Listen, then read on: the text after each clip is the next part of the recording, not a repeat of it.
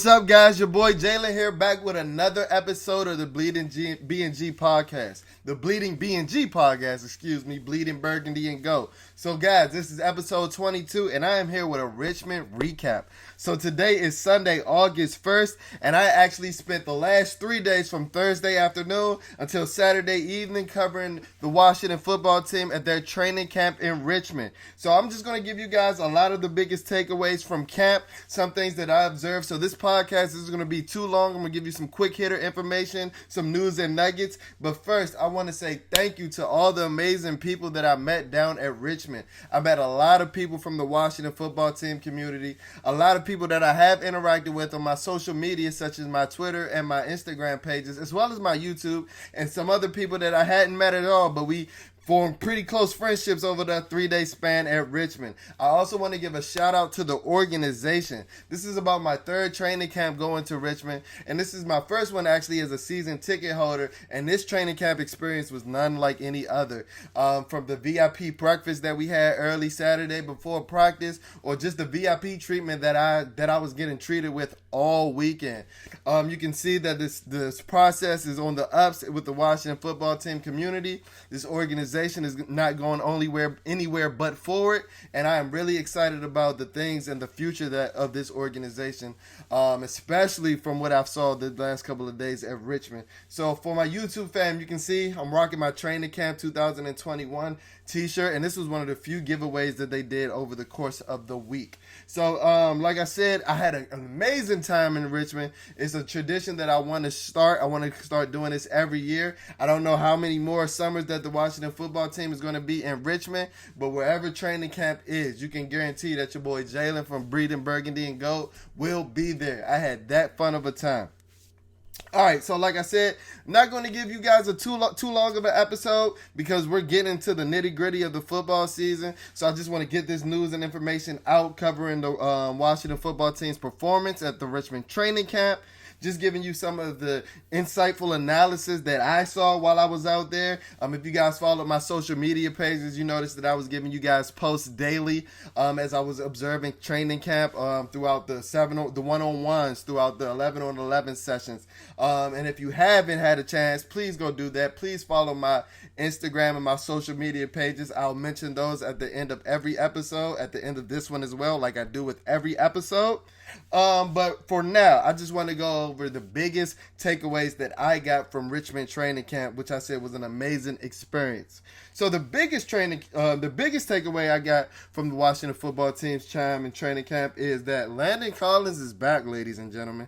Landon Collins is back. This is a guy that suffered an Achilles tendon injury practically on Halloween. So that's about 9 months ago.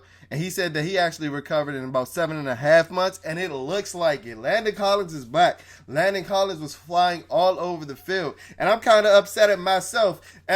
Not really, because this is an incredible recovery. You know, if you guys checked out my 53-man roster prediction episode where I was talking about how Landon may start camp on the PUP, just simply because those injuries don't tend to heal that fast. An Achilles tendon injury is a 9 to 12 month injury, and that's especially for guys like basketball players who are leaner and a lot leaner and a lot skinnier and don't carry as much weight on their frame as football players. But that's actually something that I want to mention when talking about Landon. Landon looks lean out there. I know we all, and rightfully so, Landon Collins has had the label of a box safety since he's entered the league. You know, he's somebody that has had seasons where he's had over 100 tackles, and covering hasn't necessarily been his strong suit. But another reason why I think Landon has been labeled as a box safety is his body type. He tends to, weigh around 225 to 230 pounds, embracing that strong safety role, embracing that extra defender in the box role. But that is something that's going to be completely different this year. Landon looks about 210 and 200 to 215 pounds, and it is showing in his play. He is flying all over the field. I just mentioned that, one of Landon's presumed weaknesses is his coverage, but it didn't look as such in Richmond. The last 2 days that I was there, Friday and Saturday, on Saturday he had 2 interceptions. On Friday, he had a near interception where he broke in front of John up Bates on something that on a play that would have been an interception if it wasn't thrown over everybody's head. The break was that phenomenal. He's still being the Landon, attacking ball carriers. And, one of the things that actually shocked us or threw us off about Landon was his issues tackling when he joined the Washington football team, because that's something that seemed to be his strong suit throughout Alabama and his NFL career. So I know I need to take this stuff with a grain of salt because the pads haven't come on yet. Those actually start on tomorrow when the team actually gets back to Ashburn and have the rest of their training camp sessions at the practice facility. But Landon looks phenomenal. They had him paired with Bobby McCain and Cam Curl, and when they were out there with them, Landon was playing almost exclusively the strong safety role. Well, that's telling you that they believe that Landon is the best player in that role. So we got to figure out what to do with guys like Cam Curl and Bobby McClain.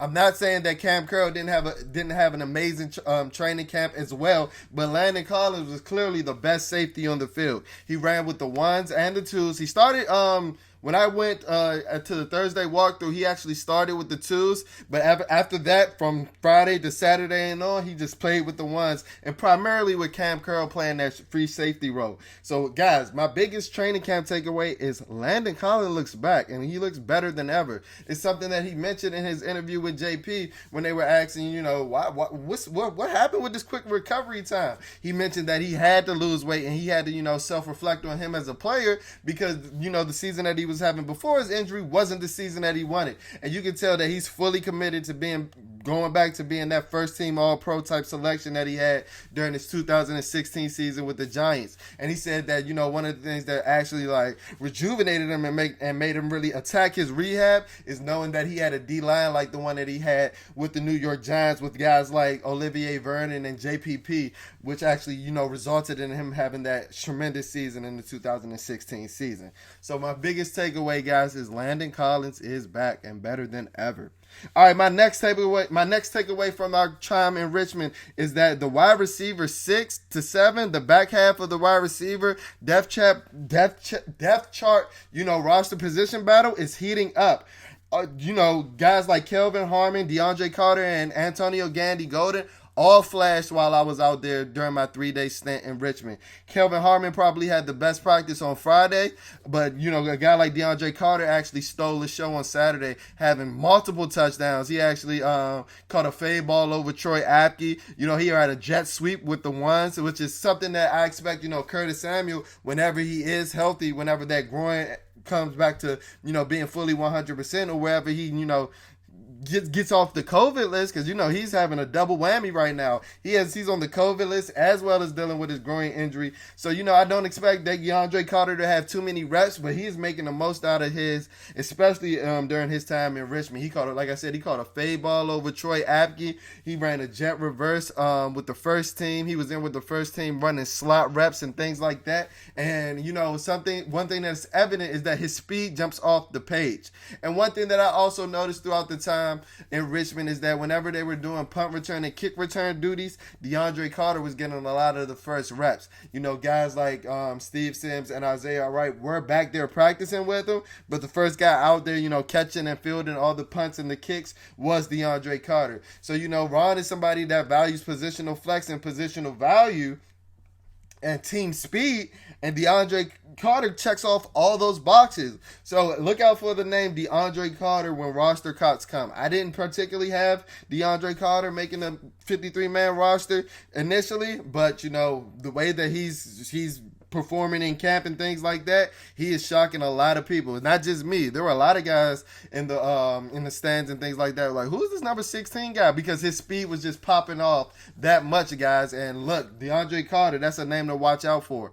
One of the reasons that DeAndre Carter is a name to watch out for is because a guy like Isaiah Wright, who I did making the initial 50-man roster, is struggling. Isaiah Wright is struggling, guys.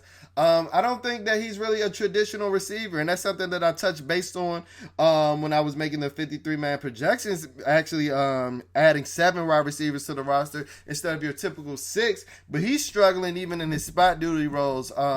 He's struggling coming out of his breaks. He's struggling he's struggling creating separation, whether that be in teams or in one-on-one drills. He's had his fair share of struggles. Even in the walkthrough, he did end up catching a ball, but he had to, speed up through a ball where he was jogging through a route in walkthroughs. And I don't think that Isaiah Wright is having a particularly great camp. And it's something that pains me because I do like Isaiah Wright as a player. I had him making the initial 53-man roster. I'm not so sure that that's a lock at this point. After evaluating and observing the guys at Richmond. So some names to look out for that back half of the receiver depth chart roster. It's Kelvin Harmon, who has showed that he's almost 100% back, guys. He showed some pop. He's never going to be a burner. He wasn't before his injury, but he showed the same, gear that he did before his injury, and he creates a lot of separation due to his physicality, especially at the top of a route. One thing that I noticed is that his comeback is probably his best route because he's so physical at the top of that route. He creates separation. Even he had a rep in one-on-ones where he destroyed William Jackson.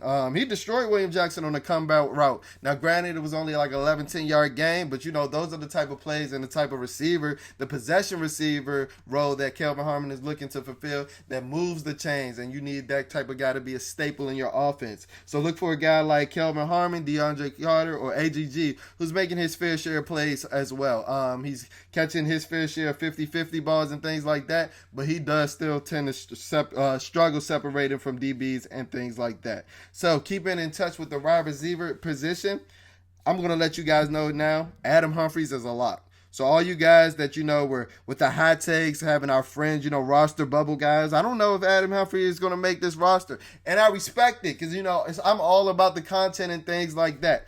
But Adam Humphries is a lock. He has the chemistry. Ryan Fitzpatrick threw to Adam Humphries more than any other receiver not named Terry McLaurin over my 3 days in Richmond. And he was producing. Adam Humphries has a keen knack of sitting down and finding empty spots in the zone where, Ryan Fitzpatrick knows where to find him. And you can see that chemistry throughout the time in Richmond.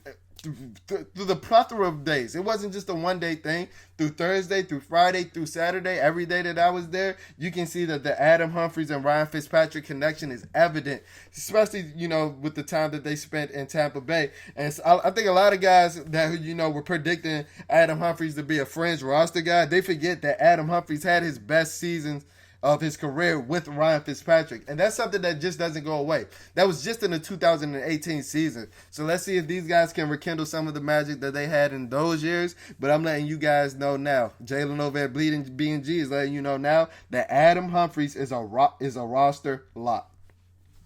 And this is my last note on the wide receivers, but it has to be said, Terry McLaurin is a goddamn beast. Terry McLaurin is a goddamn beast. I don't think anybody is going to be stopping Terry McLaurin this year. He's giving it to you any type of way. This is my first training camp actually since the Washington football team drafted Terry McLaurin, but he's a goddamn beast. He does it all. Catching 50-50 balls. I know you guys have seen by now on the social media pages where he's catching the over-shoulder ball over William Jackson on the deep route. But he's killing guys on short routes. The route running is precise. The speed jumps off. The 4.3 speed, it's like, what? I saw Terry call a drag on the other side of the field, cut it upfield, and took the angle away from everybody on the play where he easily would have scored on. The guy is a stud. Terry McLaurin, you are ridiculous.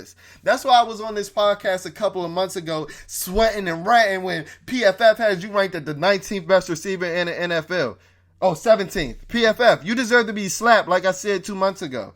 And it confirmed it. Me seeing it in person actually confirmed it. That Terry McLaurin is a damn dog.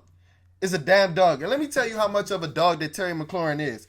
On Friday, Terry McLaurin made play after play after play where I got up out my seat, and at the training camp, they had like a trailer where they had the team store where the Fanatics was offering like team apparel and things like that. I got up out of my seat after observing Terry McLaurin abuse every DB that we had. I went during practice and I bought myself a Terry McLaurin jersey just to solidify my love that I have for this dog. An official Terry McLaurin jersey that I spent $180 for, and I had no problem doing it because I love supporting dogs. And that is what Terry McLaurin is. So you guys see, especially if you're following me on the YouTube page, I'll be sure to post this. This will probably be the clip that I use as, you know, my cliffhanger, my thumbnail for my social media pages. But Terry McLaurin, you have a supporter in Jalen over at Bleeding BnG. And that's how dominant he was during his time in Richmond. Like I said, the route running, he was catching sideline balls. And here it is. Guys, look for this, because this is something that I noticed over the course of 3 days where they had the connection. Terry McLaurin and Ryan Fitzpatrick have a connection on this 20-yard inside dig route where it's unstoppable. Nobody was guarding it. He was leaving William Jackson in 5 yards of dust. Kendall Fuller with 5 yards of dust. Like, it was ridiculous. Terry McLaurin, you are that guy. And, you know, seeing guys like Gary Clark up there at training camp. Shout out Gary Clark. I did get a picture with you. It just reminds me of the elite athleticism that we have at the wide receiver position. And the guy like Terry McLaurin exudes that. So shout out Terry McLaurin. You're a goddamn dog, bro. You're that dude. So, going to another takeaway that I had from the Richmond training camp is our rookie class is physically imposing. So, you can see that, you know, one of the tendencies or one of the traits or one of the foundational things that our front office looks for now with Coach Rivera, Martin Mayhew, and Marty Herney is the height, weight, and speed specimens. So, we have three players that we drafted in this rookie class, and Samuel Cosme, Jamin Davis, and Benjamin St. Juste, who are all the biggest players in their position group. Now, Cosme may not be the heaviest player amongst all the offensive tackles, but at 6'8", he is looking down at everybody. Granted, Cornelius Lucas, who is listed as 6'8", does have COVID and is in the COVID protocol, so he didn't participate in any of the practices at Richmond. But everybody else that was on the roster, that was on the field, Samuel Cosme is looking down at them. It looks like Jamin Davis, who's listed at nearly 6'4", is nearly a half a head taller than every other linebacker. He's out there with a 10-year veteran or a multi-year veteran like John Bostic, and John Bostic looks like his son standing beside him. Jamin Davis, we have some physical specimens. And then Benjamin St. Juste, who's surely the biggest cornerback on the roster, if not the biggest cornerback in the NFL, over 6'3". We have a physically imposing rookie draft class, and the team speed is there. The team speed is there. So, you see, height, weight, and speed. Height, weight, and speed. So expect a lot of flashy plays, not only on the offensive side, but on the defensive side of the ball as well. So moving on to another takeaway I got from training camp is, guys, I hate to say it, but you know, us at Bleeding BnG, we're going to keep it real with you. Antonio Gibson doesn't look right. He does not look 100%. And the day that I wasn't there on Wednesday, I actually listened to the Redskin Talk pod, and Pete and JP both said that Gibson did not look 100%. Looked like he had a hitch in his giddy up and things like that. And then when I got down there on Thursday, it was like a complete 180. He was looking spry. I heard that in the earlier practice that day. Granted, I came during the walkthrough later that evening, but my guys Tay and Todd and Rio Robinson, they told me like, no, Gibson's good. Gibson's ready to go. But then come Sunday, when the team is going into the goal line work, he has his first rep where he gives like a hard shoulder dip, and it was an impressive move. But you see, as soon as he gave that move, he just gave out. He just like pulled up. He pulled up, ran out of bounds, and then limped back over to the sideline. And I didn't notice him getting much work after that. And I'm pretty sure it has something to do with the toe. Because like I said, it was right after he gave that hard cut inside. He bounced outside. And it was like, he just didn't have anything else to get, to cut it back up potentially for a score. He just ran out of bounds and then proceeded to limp over to the sideline. So that is something to look out for, especially for your fantasy football guys and things like that who expect Antonio Gibson to have a huge year. That's me included. I expect them to have somewhere along the lines of 1,750 all-purpose yards and 17 touchdowns. And the way that he was looking in Richmond, not looking 100%, is making me nervous. Making me nervous on that projection and that prediction, because if he can't give it to you in practice come August, hey, the season is here, guys. Like, preseason starts in 2 weeks, and we play the San Diego Chargers in about 40 days. So the season is here. So hopefully he can recover and get to near 100% by that time. But as of right now, during my time and my observation in Richmond, Antonio Gibson was far from 100%.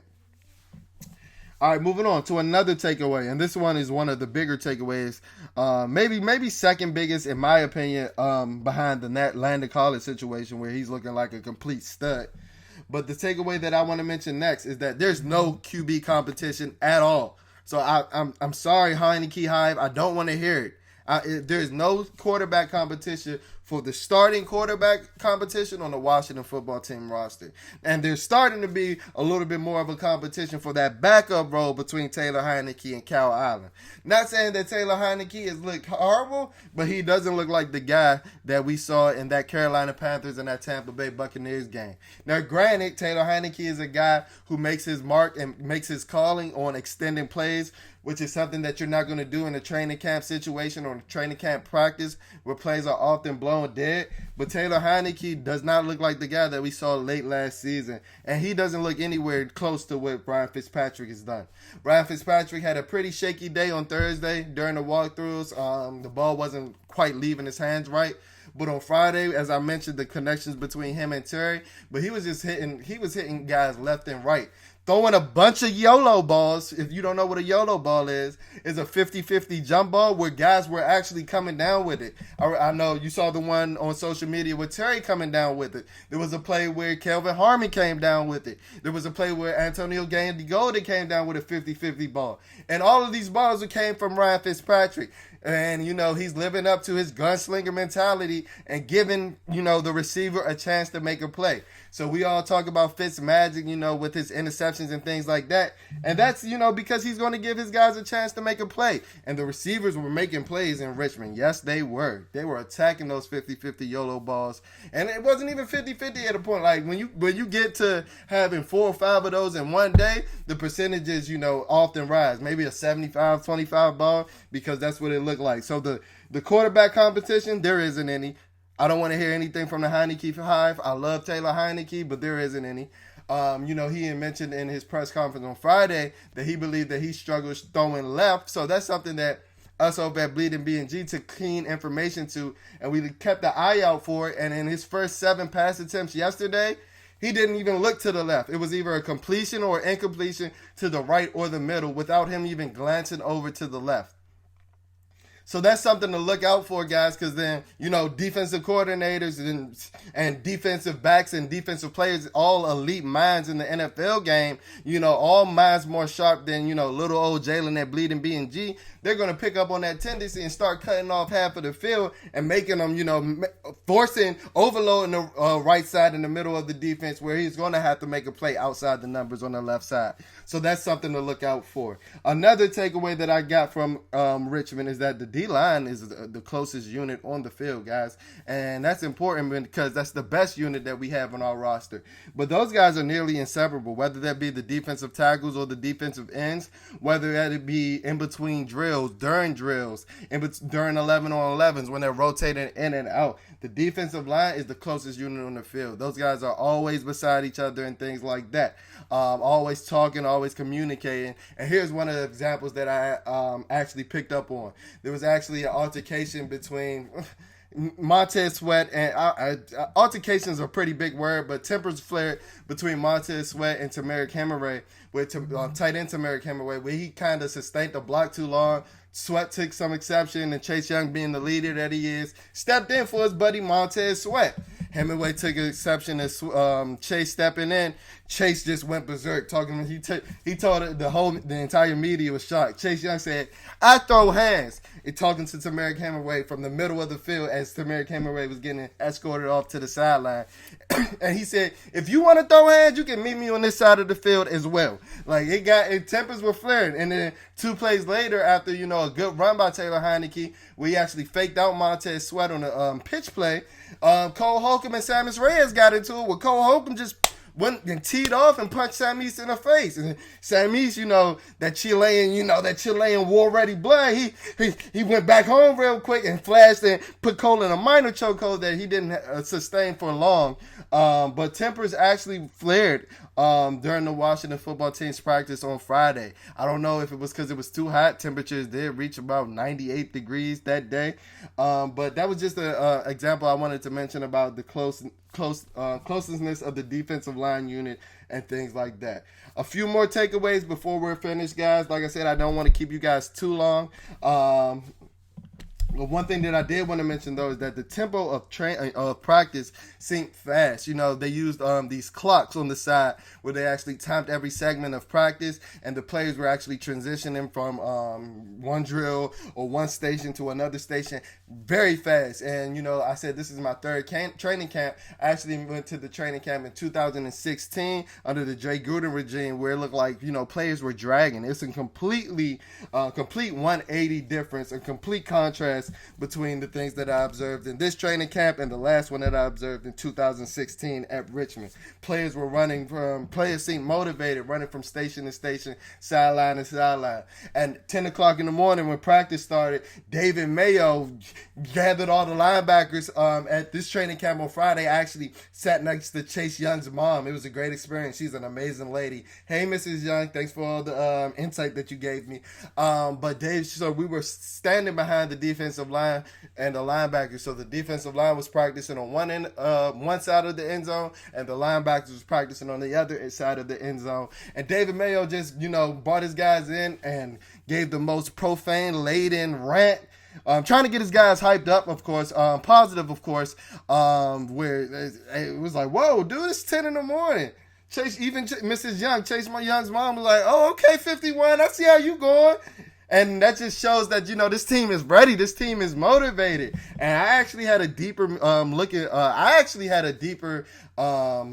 that situation because, David Mayo is actually somebody that was brought in during this offseason period.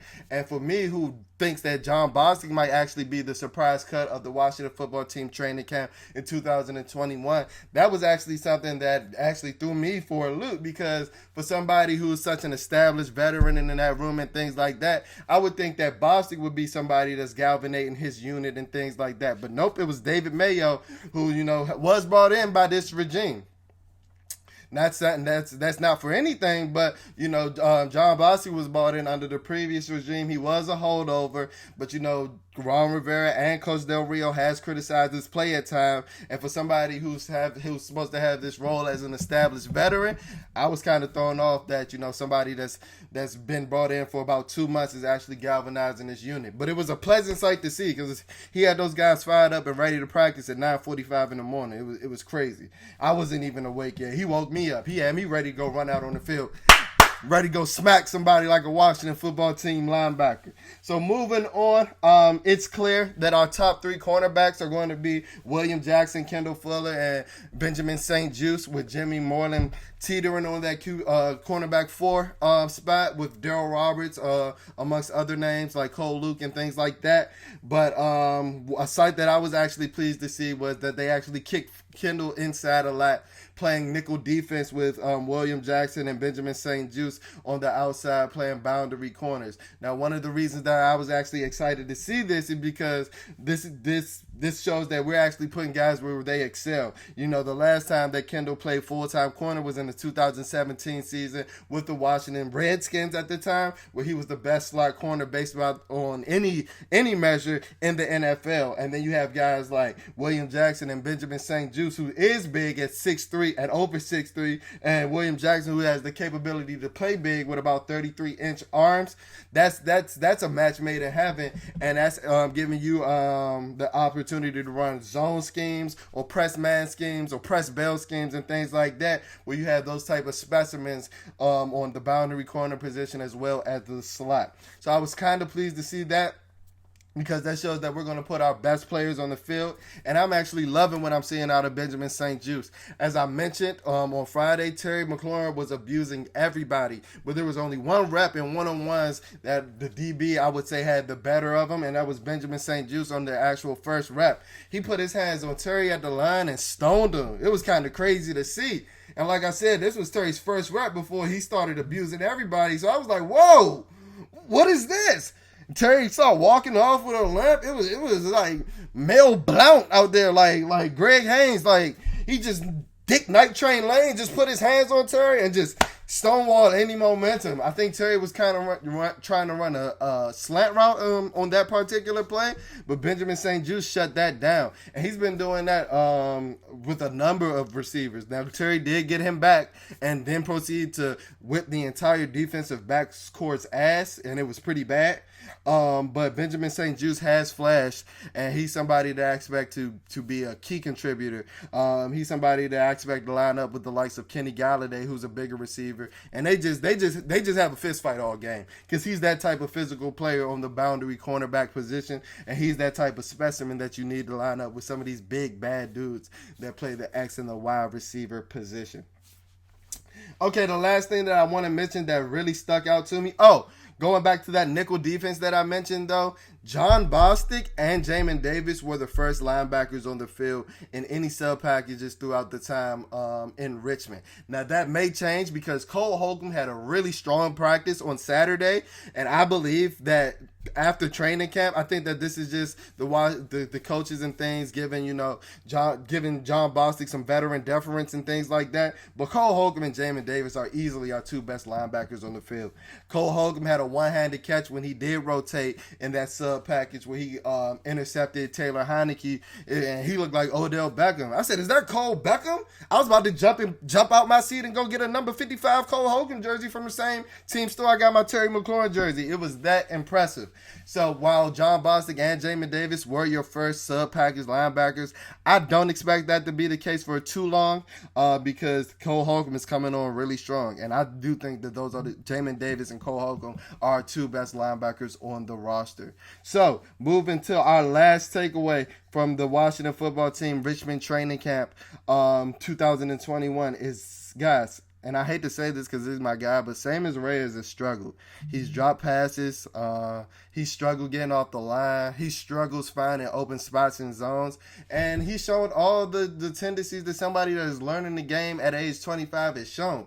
Now, we'll say he is a physical freak, but he doesn't necessarily stand out in our tight end room. Guys, we got 4 goddamn power forwards in our tight end room. And Logan Thomas at 6'6", Tamarick Hemingway at 6'7", Sammis Reyes at 6'5", and Ricky Seals-Jones at 6'5". Like, all of these guys are physically imposing. And one of the reasons that I actually put Sammis Reyes on the initial 53-man roster is because, first, I'm hesitant on him clearing, if he's going to clear waivers, because he had so many people watching him during that International Players Program Combine at the University of Florida. I just know like that raw type of skill set is something that's going to be hard to pass on for other teams. So I don't know if he's necessarily going to make clear waivers, but I also thought that he was too physically imposing to pass on. But as I saw that we was trying out a goddamn starting 5 out of our tight end room, it kind of made me feel a little bit better about Sammis Reyes potentially not being on the Washington football team roster this upcoming year. So that's it, guys. I told you it was going to be a quick wrap up. Hopefully you guys have more insight than you had before you listened to our episode. Like I said before, I had an amazing time at training camp. Shout out to everybody that I met during training camp because we make up an amazing Washington football team community. I had a blast talking to you guys and can't wait to see you guys throughout the season. Like I said, I'm a season ticket holder. I'm in section 139, so please look out for me. And as we do for every episode, please check out our social media pages. Our Instagram page, I'm going to tag it for my YouTube fam, but that's at Bleeding BnG. That's BleeDing BnG. Our Twitter handle is a tad bit different. That handle is spelled at Bleeding BleeDing BnG. So it's only one G in our Twitter handle. Please be sure to check us out on YouTube as well. At Bleeding BnG, at Bleeding Burgundy and Gold. You can search those, Bleeding BnG, Bleeding Burgundy and Gold, or you can search my name, Jalen Morgan, and all Bleeding BnG's content is going to pop up. So please subscribe. I hope you guys have checked out our new YouTube intro. It is fire. It is fire. I'll post that out on our social media pages as well. Thank you guys for tuning into, another episode of the Bleeding BnG podcast. Guys, football season is here. We're going to be pushing much more content out because we're going to have much more news and information to report on. So please be on the lookout for the next episode of the Bleeding BnG podcast. Thank you for tuning into this one. Please subscribe if you're on YouTube, if you're listening on any of our podcast platforms, but especially on Apple and Spotify. Please rate, review, and comment and subscribe because we're trying to get to that top of that algorithm. So when you're looking for anything Washington football team, Bleeding BnG is the first thing that you see. Thank you guys for tuning in. I'll check in with you guys later. Peace.